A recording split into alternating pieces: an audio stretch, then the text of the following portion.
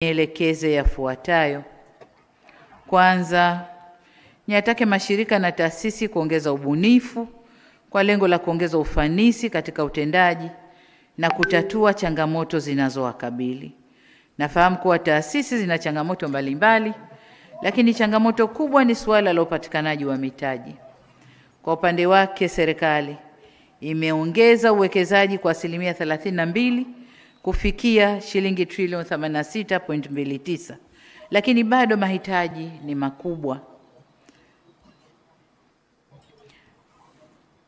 Sasa mageuzi haya ni pamoja na kuwa wabunifu. Tusisubiri serikali itatue kila changamoto inayotukabili kwenye taasisi zetu. Tutumie fursa mbalimbali zinazotuzunguka katika kutatua changamoto hizo, ikiwemo kuingia kwenye soko la mitaji na kuongeza ushiriki wa wananchi. Na hapa nimwombe msajili wa hazina kwamba uendelee kufanya utafiti ili kujua na kubainisha taasisi zenye mwelekeo na viwango wa kuingia kwenye soko la mitaji ili ziende zikachume mtaji huko badala ya kutegemea mtaji wa serikali peke yake. Na hii itaipunguzia serikali mzigo mkubwa wa kulisha mashirika yake. Kiingia huko mtaweza kupata mitaji kupitia njia hiyo. Lakini la pili ni ni kuagize tena msajili wa hazina pamoja na viongozi wote wa mashirika na taasisi za umma kuimarisha matumizi ya tehama. Hii imetupa uhakika kwamba tukijiingiza kwenye matumizi ya tehama tunakusanya zaidi na tunakuza ufanisi kwenye mashirika na taasisi zetu. Kwa hiyo tuendeni tukatumie tehama ili kuongeza uwazi, lakini kama nilivyosema, kuongeza ufanisi na tija katika kutekeleza majukumu yetu na kutoa huduma. Katika hili pia niwatake viongozi wote kuhakikisha mifumo ya tehama iliyopo inaenda kuhuishwa ili iweze kuwa na mlingano mzuri wa taarifa na kuongeza tija kwa taasisi zetu.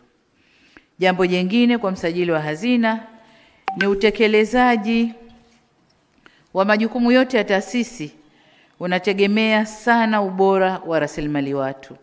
Hivyo na kuagiza msajili wa hazina kuendelea na jitihada za kuwajengea uwezo watendaji wakuu na watumishi wote katika nyanja mbalimbali ili kuongeza tija kwa taasisi zetu.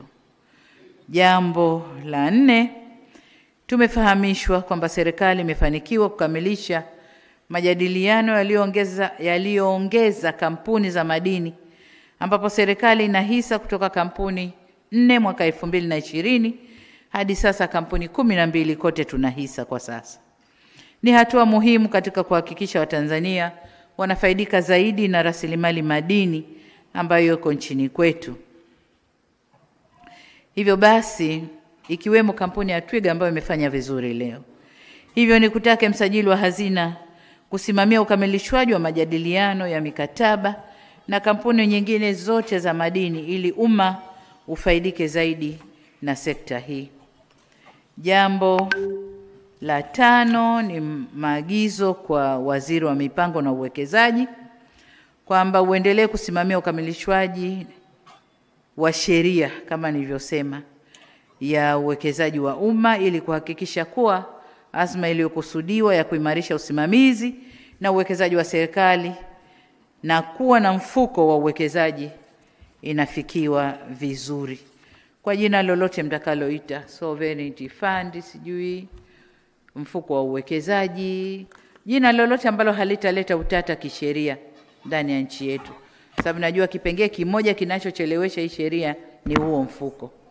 Lakini pia mamlaka msajili wa hazina, kwa fateni sheria, angalieni jinsi mnavyoweza kuiweka vizuri ili sheria iende bungeni ipite na tuanzishe huo mfuko wa uwekezaji. Ndugu viongozi, nimalizie kwa kusema kuwa kote duniani mashirika ya umma yamekuwa nguzo muhimu katika kuchochea maendeleo, na katika baadhi ya nchi ndio yanayotoa mchango mkubwa zaidi kwenye pato la taifa. Gawio tulilolipokea leo Ni kielelezo cha juhudi, uwajibikaji na uadilifu wetu katika kusimamia rasilimali za umma, na ni mrejesho kwa mageuzi na maboresho ambayo tumeanza kuyafanyia kazi kwenye mashirika yetu ya umma yanaleta matokeo. Lakini jinsi tunavyopandisha gawio kutoka kwenye mashirika, ndivyo jinsi ulimwengu utatuheshimu. Kwamba tumejua mapungufu yetu, tumerekebisha, na sasa tunaanza kujitegemea ndani. Na ile mkono wa ngaie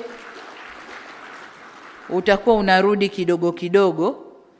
Mfano mzuri ni kwa TPA, ambapo baada ya kuwezeshwa na kuifanya bandari moja tu ya Dar es Salaam, nadhani na Tanga sasa hivi kuwa zinafanya kazi vizuri, wameweza kushift mzigo mkubwa wa gharama kwa wale private sector tuliowaweka pale. Hawa sasa hawajibiki kununua mitambo ya kushushia wala nini. Ni operation, administration, na kuhakikisha huduma zinazohitajika na yale mashirika yaliyoko pale, wale wageni, zinapatikana.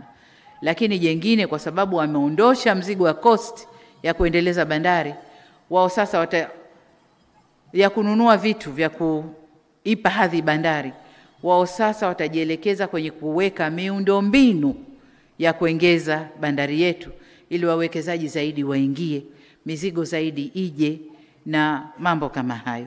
Kwa hiyo tunapoboresha, mkikusanya zaidi, mashirika yanajijenga, lakini na serikali inapata zaidi. Kwa hiyo hilo ndio lengo hasa kubwa ambalo serikali tumejipangia kuelekea. Hivyo basi tuendelee kutimiza wajibu wetu wa kusimamia vyema utendaji wa taasisi tunazoziongoza, ili wananchi waone faida ya uwekezaji kwenye mashirika, na tuongeze mchango wetu kwenye pato la taifa kwa ujumla. Mageuzi haya ni hatua. Tulipo leo siko tulikotoka kwa kiasi kikubwa sana. Miaka mitatu hii tuliosema tunashughulika vilivyo na mashirika ya umma, mlioko kwenye mashirika mnajua mmepiga hatua kubwa sana. Mageuzi yamewapa sura nyingine. Angalau sasa mwanga unaonekana kwa yale mashirika ambayo yamebadilika kabisa, lakini ambayo yamo kwenye safari ya kubadilika. Yote kwa aina fulani, tulipo leo sipo tulipokuwa juzi na jana. Tumebadilika. Lengo letu ni kuyafanya mashirika yakope kwa uwezo wao wa kifedha, wakope kwa financial statement zao, ili tupunguze mzigo wa mkopo kwa hazina, tupunguze mzigo wa deni la taifa. Mashirika kama TPDC, TPA wanaweza sasa kukopa kwa kutumia financial status zao, na mkopo ukawa wa kwao na sio deni la taifa, na wakafanya maendeleo makubwa tu ndani ya nchi. Huko ndiko tunakoelekea. Kwa wale mashirika sijui TASA nani, simameni, jijengeni, muweze kukopa. Na wakiona unafanya, nakumbuka mwaka juzi tuliomba mkopo World Bank kwa ajili ya bandari, kuendeleza bandari zetu. Wakaja na hoja chungu mzima kwa nini hatuwezi kukopeshwa kwa ajili ya kuendeleza bandari zetu. Lakini walivyoona maendeleo ya bandari na walivyoona bandari inavyokusanya fedha, wamekuja wenyewe wanasema tuko tayari kuwakopesha milioni 500 dola hizi hapa zipo, tunataka kuwakopesha. Mbosa kaja mbio kwangu, mama, nikamwambia tulia kwanza, usiharakishe. Hawa wameshaona kitu hapo. Kaa nao, zungumza nao, ujue wana kitu gani haswa. Wasione kwamba tunaendelea sasa wenyewe 500 ikaje katutokea puani. Nikamwambia una pesa ya kutosha kufanya development, anza mwenyewe. Ukikwama tutaangalia, je, tunakwenda huko au tunakwenda wapi? Na hiyo ndio fahari ya nchi. Hiyo ndio fahari ya nchi. Kwa mambo ni hayo. Wakikuona unafanya vizuri wenyewe wanakuja. Lakini wakikuona unasuasua huku, watakuwekea macondition na masababu chungu mzima kwa nini wasikupe mtaji. Na ndio maana nikasema jitahidini kuingia soko la mtaji. Kule wananchi wenyewe watachangia.